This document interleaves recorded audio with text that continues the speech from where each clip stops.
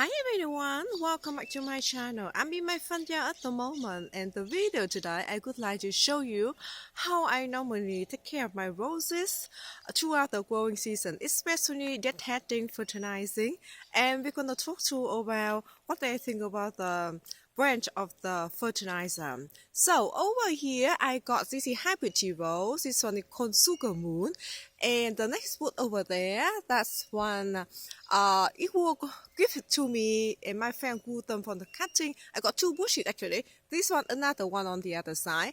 And I think it's a hybrid tea, and I think that's a blue moon actually. Because a while ago I did bought a blue moon from Bunding, and I saw the flower, and they appear like exactly the same as this one. So now I have three bushes. So hybrid tea rose, I'm going to show you how I normally deadhead them. So I will come to one other side of my modern rose shop rose, and I'm going to show you how I normally deadhead them as well. So look at this, you can see we are in autumn now, so a lot of the roses, they're looking tired and black spot and the leaves falling down, but I don't mind about that. I still give it another deadhead, I think, before the frost come. So you can see, this is the bush very tall, nearly as tall as me. I think this one was 1.5 meter tall already. This is sugar moon I planted in this area 3 years ago, and of course throughout few years that I've been growing roses, and I learned a lot of mistakes I did before. So first of all, you could need very clean secateurs. This one I amazed that I got in Audi a few weeks ago, and it already I used quite a bit, and you know, and they felt this one very sharp. So I going to use it one again. I cleaned it the other day.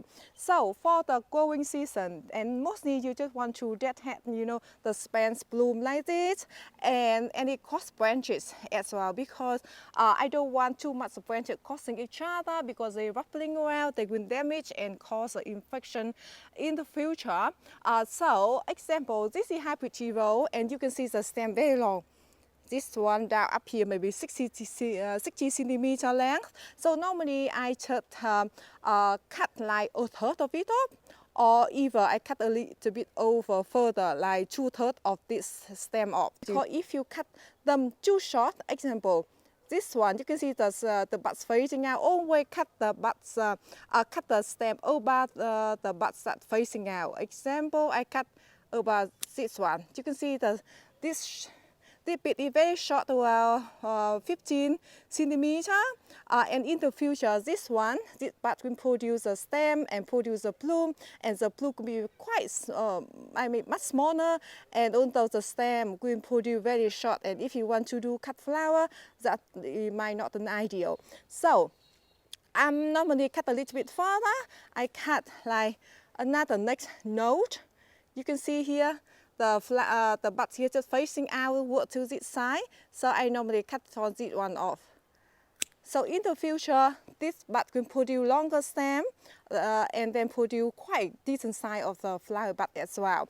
But one thing though, this one you can see I got very long water shoot at the base of the plant here, or the bush here, all the way up here. So I don't want to cut like 2/3 of the length of this one off.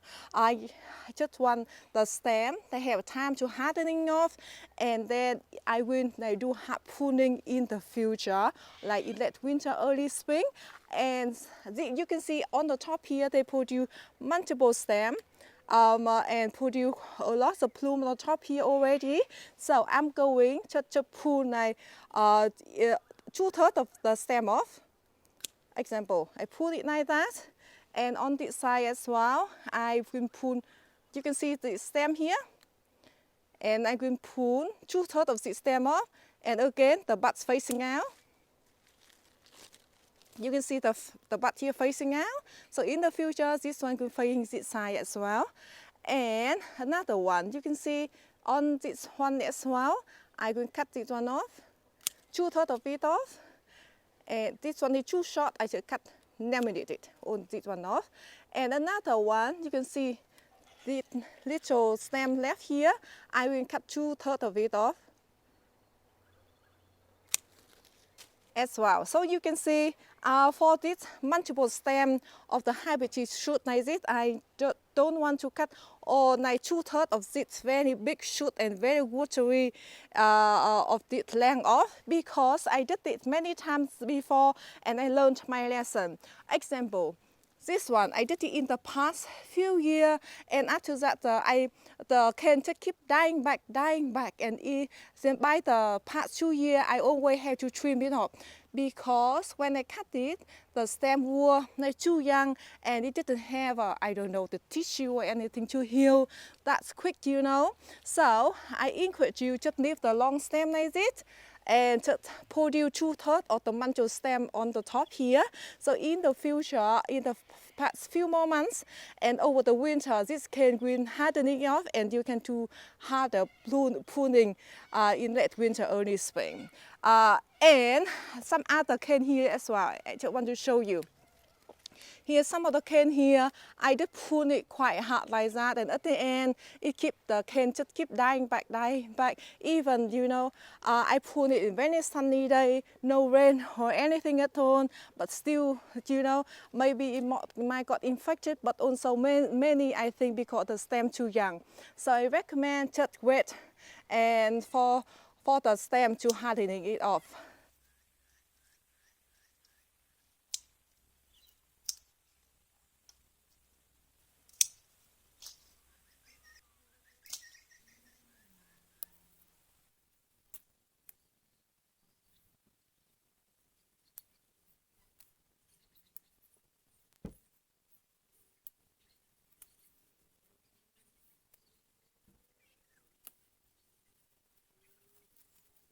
And voila! Look at that. And quite neat and tidy. And let me come a little bit closer. Let me show you this one. Because this one I did a mistake in the past, because I trim it down further too much. Over here I got like the cane in the past, I think 2 years ago.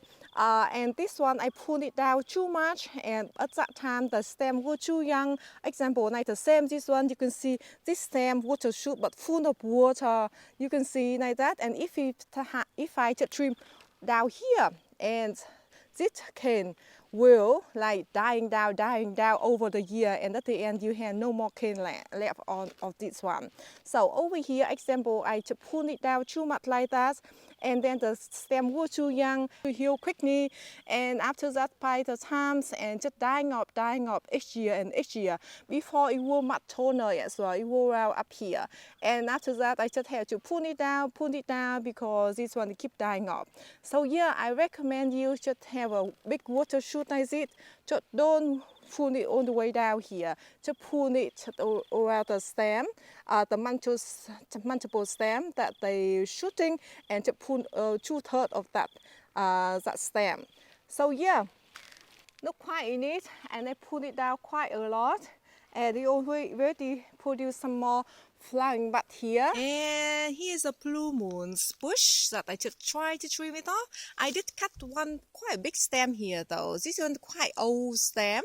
Not really old, but you can see it looks truckly. Doesn't seem productive anymore. A lot of little twigs around it, little branches. So I just, and the one on my right side here, it's crossing to the other branches that the other one look much healthier and very productive. So I just named it, cut all the way down at the base of the bush. And come over here, let me show you. This is the example.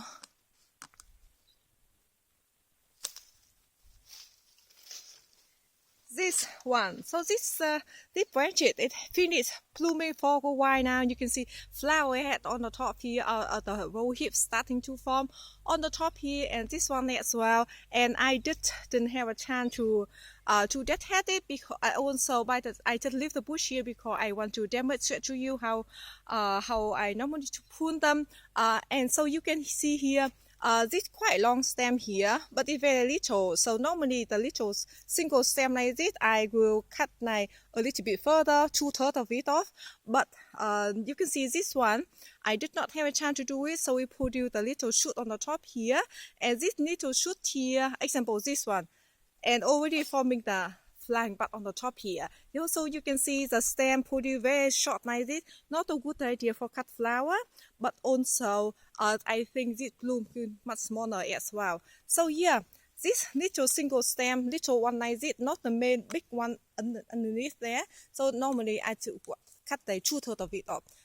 Or you can cut like half of it off actually. Example, this one I cut this one off. Look at that. And when you do pruning, deadheading, make sure you do in a very sunny day, not cloudy or misty, because you know we want it very sunny and the cane can heal quickly.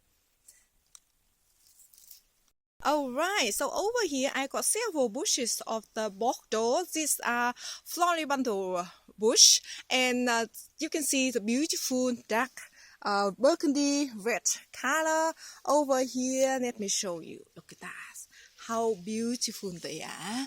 And a lot of people say this one doesn't have a scent, but the bloom have a scent in my opinion actually. So yeah, beautiful and very healthy. Alright, so over here, this one, let me feel it blooming like more than that one, because still has some bloom there. I just want to leave them there for a little while. And this one, so many floribundas that they produce more stems and more main stem, and a lot of little stem like this on the top here. Example, a lot of little one like this, you can see it's very bushy with floribunda, especially the variety are very healthy.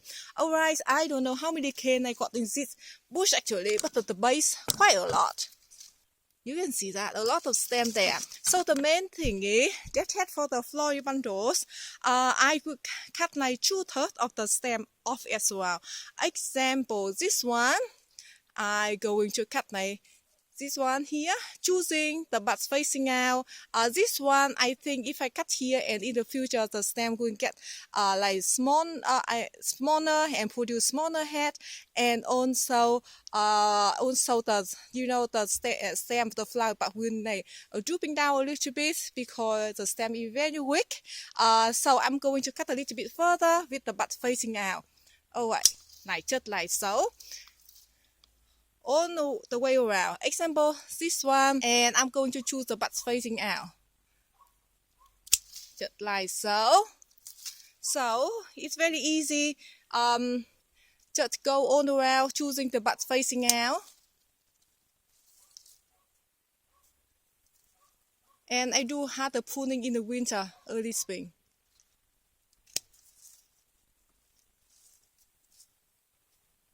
And this one I already deadhead a few days ago, or last week actually. You can see it's look very neat and tidy.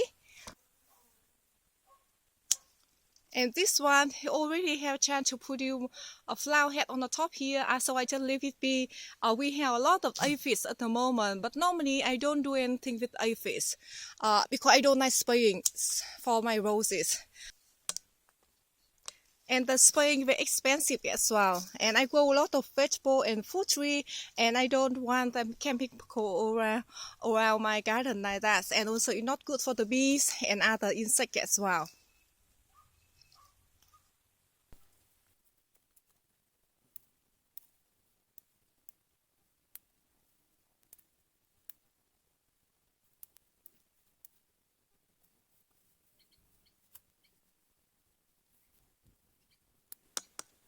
Let me show you some of the little stem here. I did have some bloom there. Either you can just leave it there if you like. Example, this little one. But sometimes I just cut them off. But sometimes I leave them there. And if depend on the bush, if the bush is too clouded or the variety is not so healthy, I just cut it off. But this variety is super healthy, so I just leave it on. So the tree that had the blooms at all. Alright, all done. So this is floribunda rose. Normally I just trim it down like 2/3 of the little stem as well. And you can see the floribunda rose, normally they don't produce a lot of long stems. Example, you can see when I trim it down, they look much shorter than the hybrid tea that I just showed you with my blue moons and sugar moon. Over here, I got few bushes of adorable roses. I think that's supposed to be maybe 1.2 meter tall or 80 centimeter, but whoop, It's I think around 1.5 meter tall already. I planted it I don't know 2 years ago, or this is going to be the second season. But they in this position not long at all. So yeah, that's one you can see it got beautiful pink color and got beautiful sand as well, and the combination with look at this, just beautiful. And over here, this one is finished blooming for a while now, so I'm going to show you how I normally had this one. This one a little bit like more like hybrid tea rose. So when I prune it, example, this one I got several stems down here, and it produced huge water shoot here. Look at that.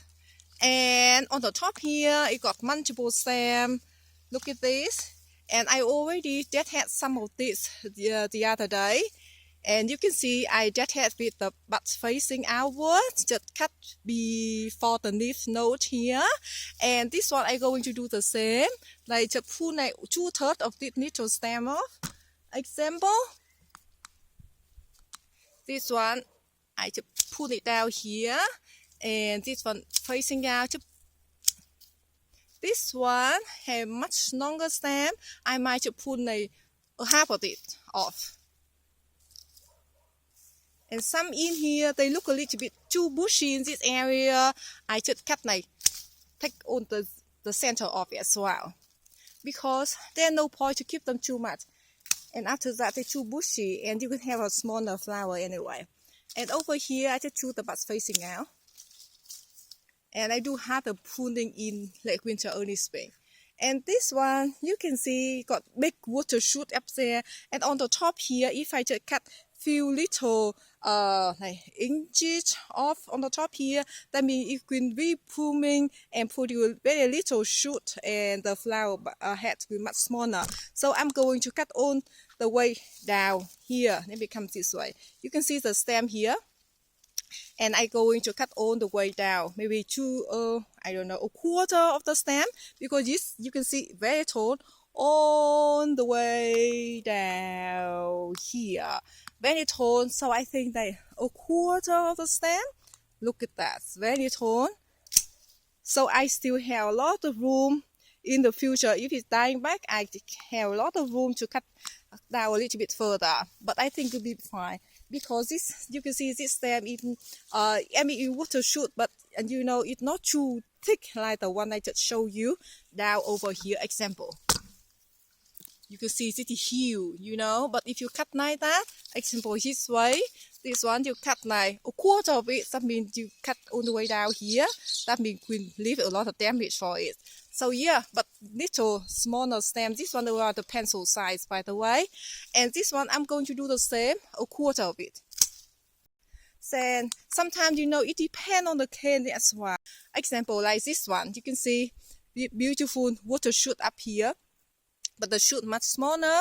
And in the future, this will finish pluming, and if I just cut very short on the top here, I could have much smaller flower head, and the stem much shorter as well. So it could be better if I just laminate this one, cut all the way down well here, so like a quarter of it, because all the way down here, I still have the length of that.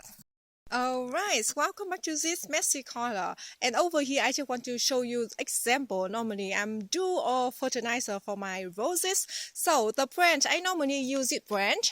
This one, Osmos Coat or Plus Organic, Rose, Gardenia, and Azalea. This brand, it's I feel that it's very good because when I fertilize my roses and when I water them, or when we got rain, and you know the pellet, it doesn't dissolve quickly than other brands. Example, I did try. A lot of people talking about sudden impact and dynamics or something like that. The other two brands that I did try, I bought in bundles it early spring, and I did try it, and yeah, after I water like once or twice, and they already like nearly dissolved. It's gone, you know. But I can understand the name about sudden impact. That means like when we water them and they receive fertilizer like quickly, straight away, give them a quick boost.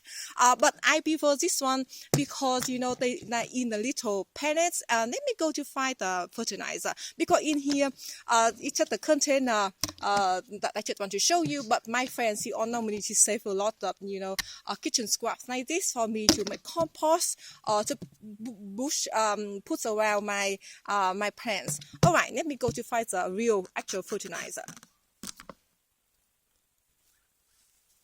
Right, I got the other tub here, and you can see this one, it doesn't have the plus, it's the Osmoco Plus Organic, and this one Osmoco, the same branch, but a little bit different, but I don't know what's different between them, but normally either way I use this branch, and you can see the little pellet like this, and like if you have a lot of rain, lot of water, and they still last for several months, so I realized this one, last year I did fertilize all of my roses twice a year, but this year so far, maybe half of them received twice a year. Maybe the other half they only receive once a year. Example, this area, because I feel that they be okay, but I just thought up with some homemade compost for them. Throughout the season, I do have a lot of compost, and I got 9 compost bins, so I do give them quite a lot of compost. Example, this one, you see, all very nicely compost like this. So yeah, so I feel that the fertilizer is so expensive. If I can make more compost, why not? They're much healthier for my roses, and much much better for the improve the soils and structure for the soil as well. So it could be better for the long runs anyway. And example, this bush, this one, because it's very next to my huge vegetable bush over here. So this one I give it like twice a year of fertilizer plus some compost as well. And of course, all of my roses, they receive like very regular water throughout the growing seasons. Example, like if you don't have rain, I water them every 3 or 4 days. So most of the time, their soil is very moist, Example, you can see that. Look. The soil is very moist like this. With the flowering lines, you can see at the base of the roses, like on the ground here, you can see a lot of leaves. They're dropping off, and some of them might have black spots as well. So normally I just every few months, if I have time, I just go through and strip all of them out, put them in the bins, and then to top them up some fresher compost or sugar cane mulch that if I have on hand. Example, this area, I just I don't know, a few weeks ago, so I just got rid of all the the leaves that falling off. They might have dizzy. I clear all of them out, and I bury a lot of my in the kitchen scraps. So yeah, I just dump straight the kitchen scrap. Very freshly like this. This is in the kitchen in my friend's restaurant, and so she's saving up a lot of things for me, like coffee ground, other things. So I just spread all out the roses. If I don't have compost on hand, I just do like that, and I top up with some sugarcane mulch. So yeah, so by the time few more months, and this one will break down through the winter, and then your row can be very, very healthy, and you don't have to use much of the other fertilizer as well. So I think that's it for the video today. I hope that this video helpful. I hope that this is a way I normally do deadhead or pruned my roses. Of course, maybe you might have a different way as well. And please do share and which way it work for you. And I would love to hear your your way and your opinion as well. And thank you so much for watching, and I will see you next video. Bye bye.